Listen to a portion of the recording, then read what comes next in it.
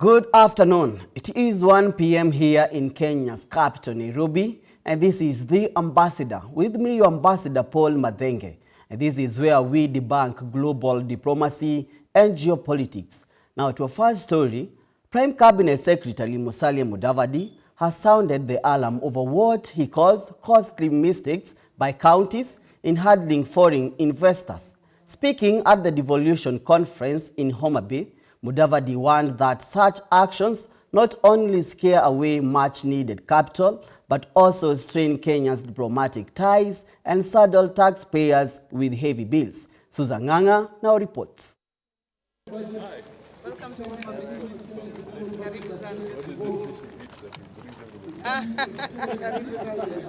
Prime Cabinet Secretary Musalia Mudavadi is warning counties against harming foreign investors, saying such actions damage Kenya's international reputation, erode investor confidence, and end up costing taxpayers dearly.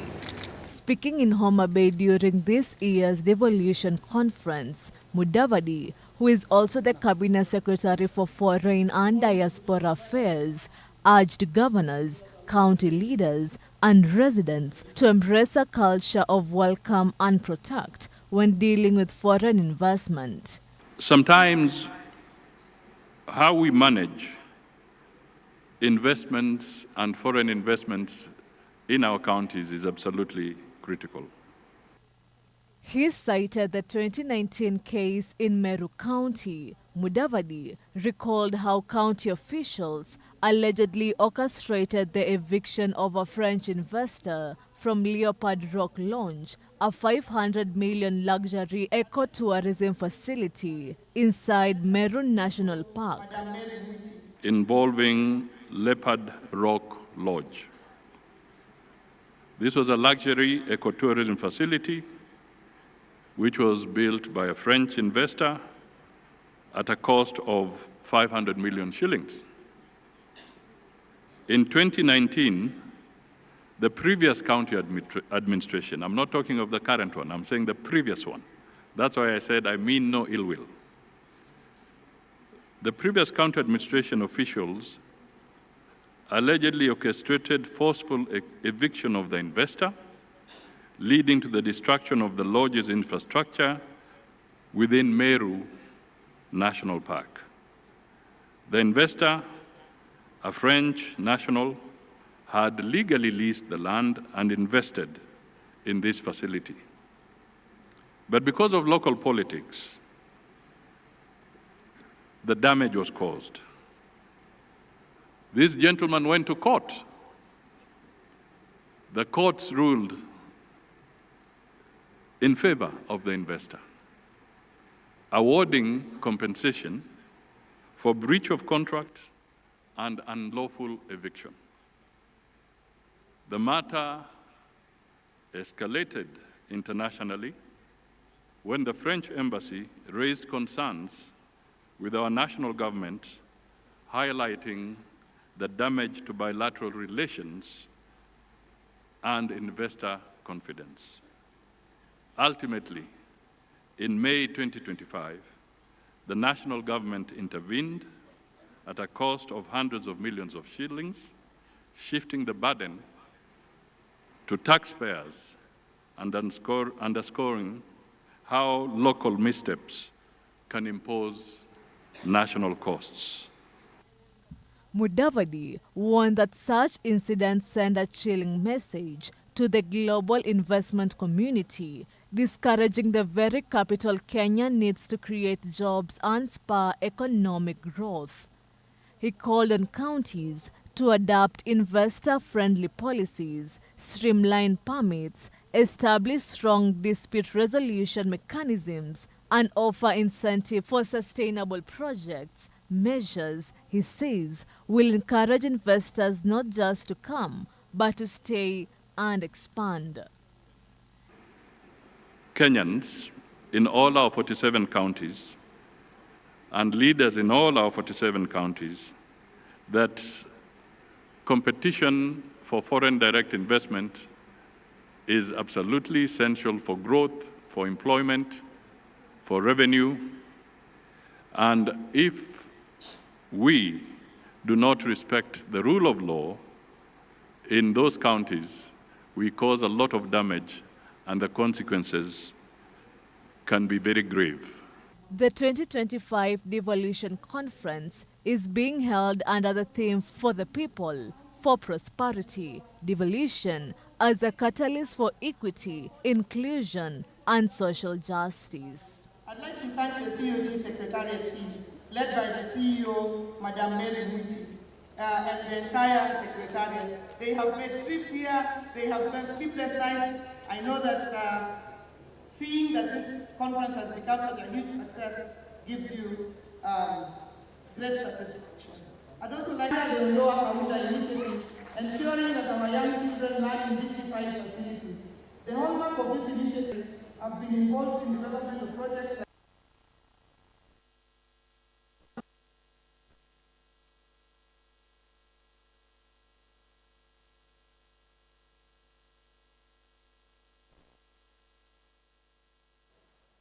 And now, Ugandan's opposition has challenged the law allowing the military tribunal to try civilians. Opposition leaders say President Yoweri Museveni is using the new law to persecute key opposition figures, including Kizza Besigye, who is still in detention since last year. In Tanzania, opposition leader Tundu Lissu is still struggling to argue his case of treason charges in court. He too is still held in detention. Let's have a look.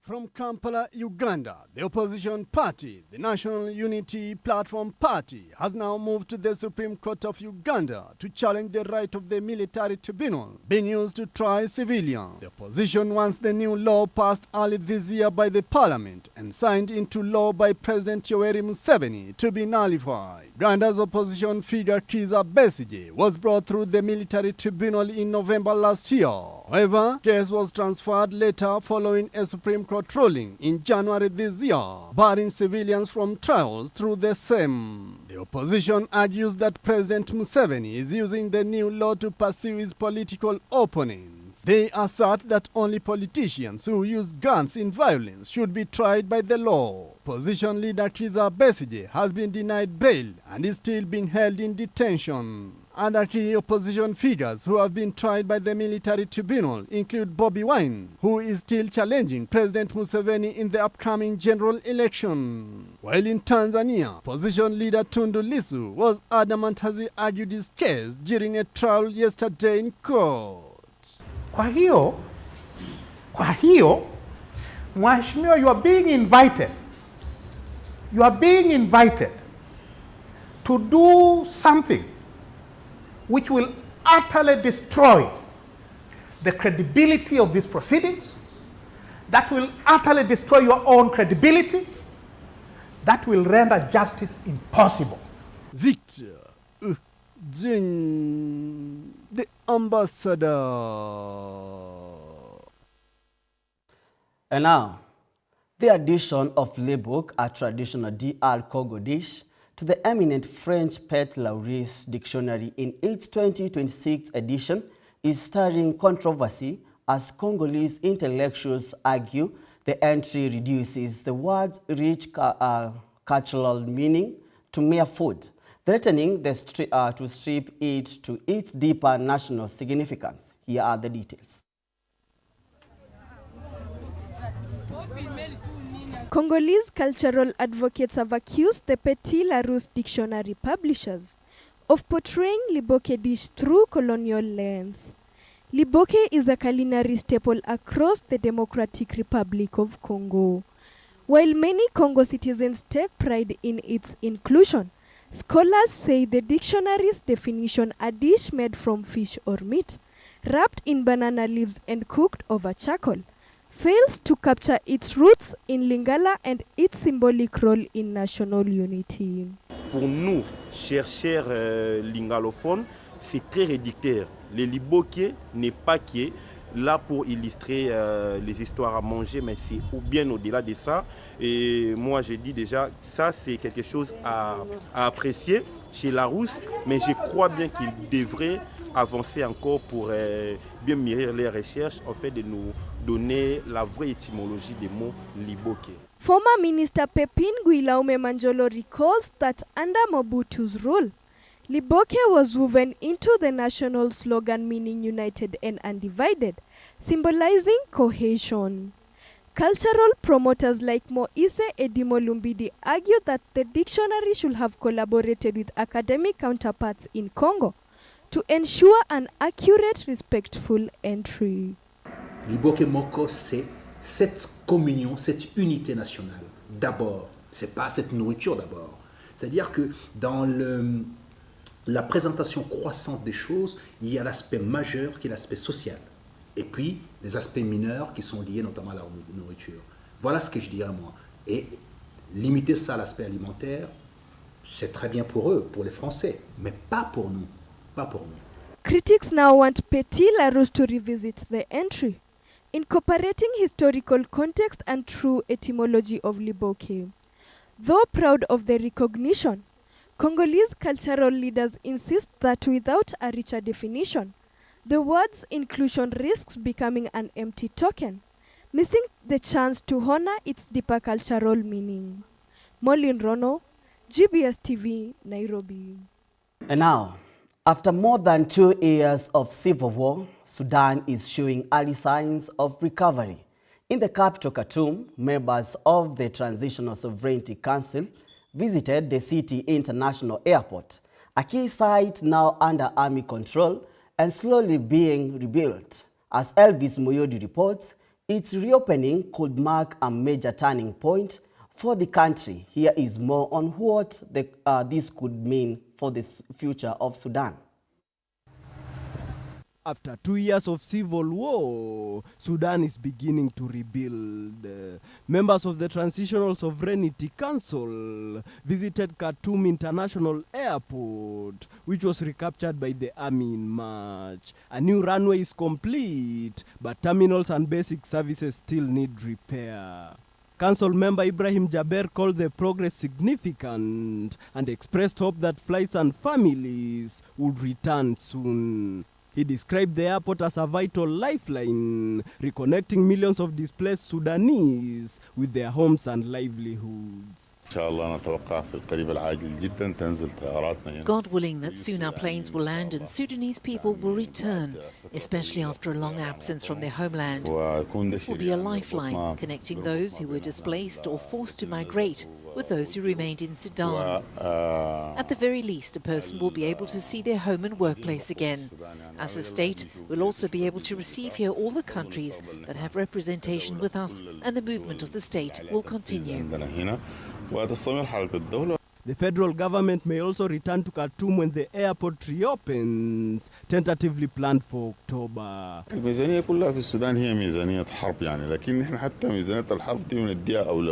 budget here in Sudan is a war budget, but there are priorities. We look at which areas we can spend on that will provide services to citizens, and this is the most important thing. That's why it can be noticed that all the committee's work focuses on preparing service facilities, whether hospitals, electricity, water, or equipping the airport to enable aircraft operations at a reasonable level and to receive people.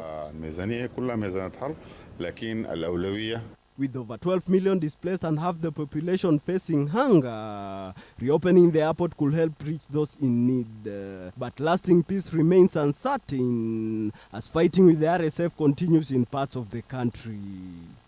Elvis Moyodi, GBS News.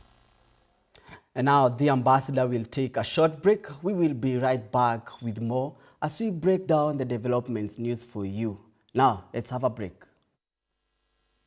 For today's topic, we are going to be talking about tranquility in diversity, celebrating Africa through youth expressions. We have to understand that our parents are from a different generation from ours. For sure. And so there are things that they might not understand.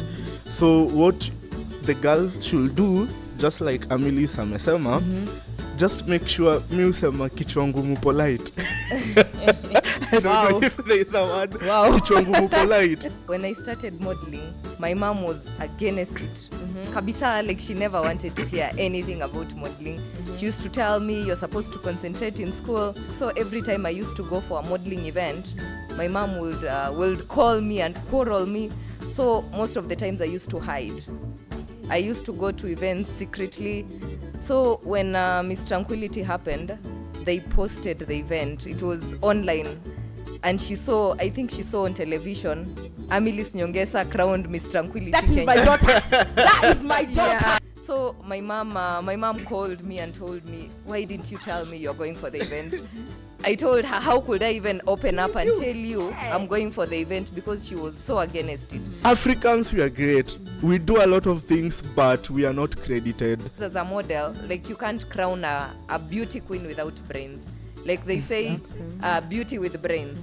As a model, you shouldn't be losing your heritage just because of what you watch on YouTube or what you see on TikTok or on Instagram. Keep once a model, okay, mi usema once an artist, hii kitu ita sound fiti na Kiswahili.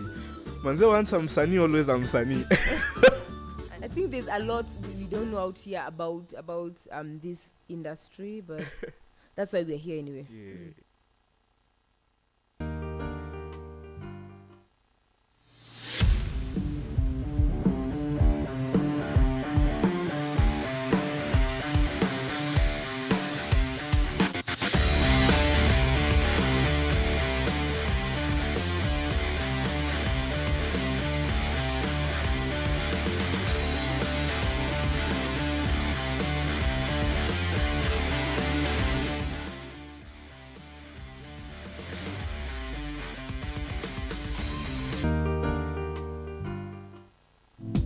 Today, it's that day that I would like us just to have that conversation on monthly matters.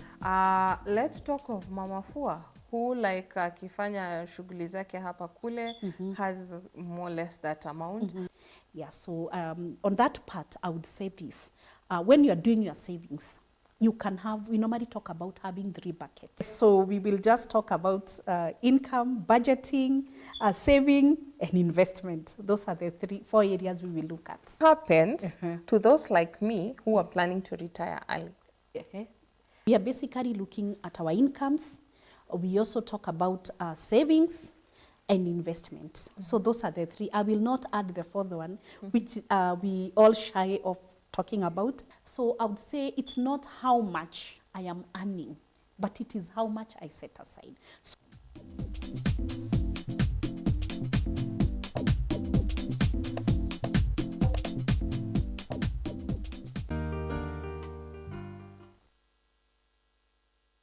and now, welcome back to The Ambassador as we break down the developments news for you and get the bigger picture on what's happening globally. And now, the African Union has backed a campaign to end the use by governments and international organizations of the 16th century Mercator map of the world in favor of the one that more accurately displays Africa's size, created by cartographer Giroids Mercator for navigation. The projection distorts continent sizes, enlarging the areas near the poles like North America and Greenland, while shrinking Africa and South America, as Davis Karani now reports. Despite being the world's second largest continent by area with 54 nations and over 1 billion people, Africa's map structure has raised concerns over the shape projected on the map not being a reality, as the African Union Commission Deputy Chairperson Selma Malik Haddadi states. It's the world's longest misinformation and disinformation campaign. It might seem to be just a map, but in reality, it is not. Criticism of Mercator map is not new, but the Correct Map campaign led by advocacy group Africa, No Filter, and Speak Up Africa has revived the debate, urging organizations to adopt the 2018 Equal Earth projection, which tries to reflect the continent's true size. There are alternatives to the Mercator projection. There is a very tangible link between the map and perception, because undermining and showing a reduced continent and a smaller continent very much undermines also that false perception of importance and power on the global. The critiquing team has said that it has sent a request to the United Nations Geospatial Body, also abbreviated as GGIM. What you were dreaming of was to have Pan-Africa, for the African continent to have no division. We have one president, but different portions. And I was telling them the instruction on the t-shirt to erase the line that divides Africa. I was telling them we have to erase the line because the same line that divides Africa today, we have it. It is drawn by a family line. A UN spokesperson has stated that once the original map is revived, it will be revived and approved by the committee of experts if necessary. How beneficial will reviewing the African continent map be to the entire continent? Davis Karani for GBS News. And now, in 2024, both state and non-state actors used sexual violence as a weapon of war, torture, terrorism, and political repression against over 4,600 survivors, according to the 16th annual report of the United Nations Secretary General on conflict-related sexual violence, marking a significant 25% increase from the previous year.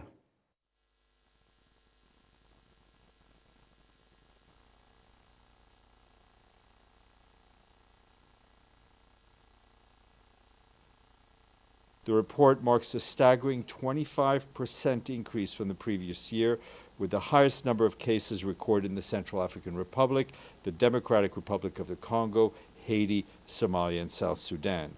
To quickly summarize what has been included, 63 state and non-state parties are listed in the annex of the report, credibly suspected of committing or being responsible for patterns of rape and other forms of sexual violence in armed conflict, which is on the agenda of the Security Council. The report also introduces for the first time an appendix whereby parties are put on notice for potential listing in the next report of the Secretary General. And now, at least 56 people are confirmed dead after flash floods swept through a remote village in Indian-controlled Kashmir. The disaster struck Kosit in Kishtwar district on Thursday, following a sudden cloudburst, washing away homes, vehicles, and a community kitchen service hundreds of Hindu pilgrims. Rescuers have pulled hundreds to safety, with around 50 seriously injured and many more still missing. Estimates are ranging from 50 to over 200. The pilgrim to the Mirchel Mata temple has now been suspended. Authorities warned the toll could rise as police, military, and disaster teams search the debris. Officials say climate change and inaugurated development in the Himalayas are fueling more intense cloudbursts and flash floods, leaving communities increasingly vulnerable.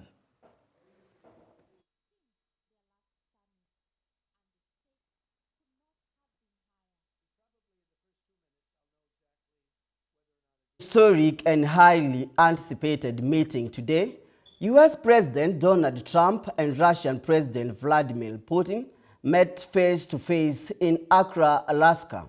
The two leaders, known for their unconventional and often unpredictable diplomacy, spent several hours behind closed doors. We are now getting our first details on what was discussed and what this meeting could mean for international relations. Our reporter Nancy Mudhoni has the details. The optics were everything. A simple handshake between two of the world's most powerful leaders, a gesture that for months has been the subject of intense speculation. This was the first time President Trump and President Putin had met since their last summit, and the stakes could not have been higher. Probably in the first 2 minutes, I'll know exactly whether or not a deal can be made. How will you know that? Because that's what I do. I make deals. Inside the opulent conference room, the conversation was said to be both direct and surprisingly candid.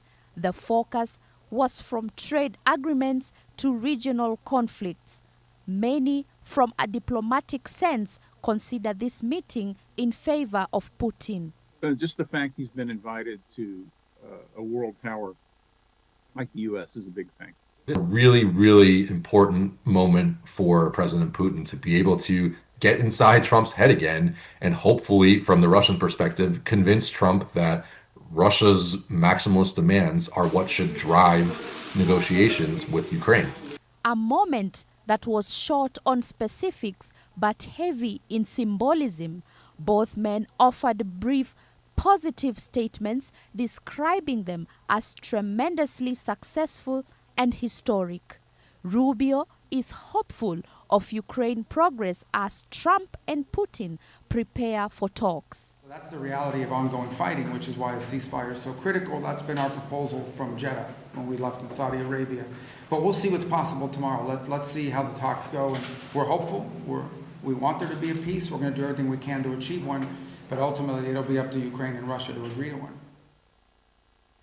And while both leaders have painted a picture of progress, the reality is that the real work has just begun. Reporting for GBS, I'm Nancy Mothoni. And now, and that's all for today with me, your Ambassador Paul Mathenge, on the Ambassador 1 p.m. For all of our stories at GBS TV Africa, it's updated throughout the day. We meet every Thursday and Friday as we debunk global diplomacy and geopolitics. Thank you for your time and company.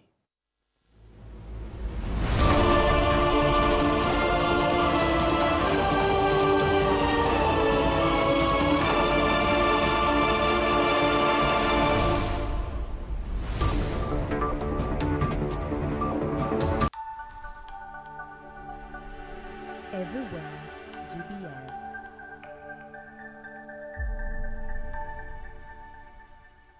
We are going to go straight to the topic of the day, which is AI in education. AI in education. AI is